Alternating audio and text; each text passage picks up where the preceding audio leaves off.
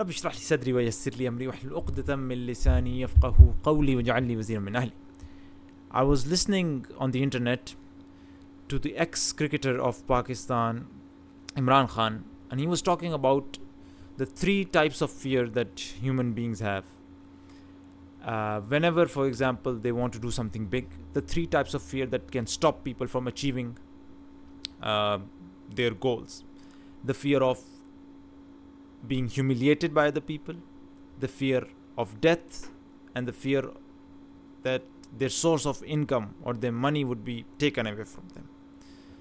So I thought I'll show you from the Qur'an how the Qur'an instills in our mind and programs us not to fear anybody but Allah, and how it particularly talks about these 3 types of fears. So as I'll put the translations in front of you, A'udhu billahi minash shaitanir rajeem. For each type of fear, I'll show you one verse. The first verse addresses the fear of being humiliated by people. When you want to do something big and you're fearful that people will humiliate you, make fun of you. So this is from chapter 3 verse 26. A'udhu billahi minash shaitanir rajeem. Allah subhanahu wa ta'ala says, وَتُعِزُّ مَن تَشَاءُ وَتُذِلُّ مَن تَشَاءُ. O Allah, owner of sovereignty, you give sovereignty to whom you will and you take sovereignty away from whom you will. You honor whom you will and you humble whom you will. So honor and being humiliation and honor are in the hands of Allah.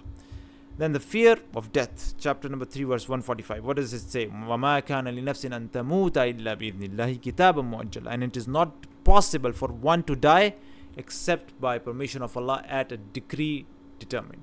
Death is also in the hands of Allah. And then finally the fear of losing your money, of not having your livelihood. Allah subhanahu wa ta'ala says in chapter 34 verse 36, قُلْ إِنَّ رَبِّي يَبْسُطُ الرِّزْقَ لِمَنْ يَشَاءُ وَيَقْدِرُ. Say, indeed my Lord extends provision for whom He wills and restricts it, but most of the people do not know.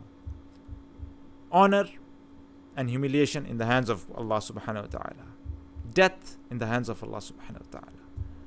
And finally your provision in the hands of Allah subhanahu wa ta'ala. Then why must you fear anybody when you want to do something? Of course, you're a slave of Allah subhanahu wa ta'ala. You must connect yourself with Allah subhanahu wa ta'ala, and inshallah He will remove all fears except His fear from your heart. Connect with the Qur'an and He will you should pursue your goal. Keeping in mind that since you're connected with Allah, the goal should be something positive. It should be something in the right direction. It should not be something against what Allah subhanahu wa ta'ala, against Allah subhanahu wa ta'ala's what pleases Allah, against His pleasure. It should be in the right direction. But once you take that, then you must not fill your heart and stop yourself from moving in the direction of your goal simply because of the fear of humiliation. It is Allah who owns honor and humiliation. Or because of the fear of death. You're going to die anyways. And ultimately because of the fear of provision, because it is Allah who's the one who provides. So may God fill our hearts with His fear and His fear alone, and may He give us the power to pursue our goals. Subhanakallahumma wa bihamdika ashhadu an la ilaha illa anta astaghfiruka wa atubu ilayk.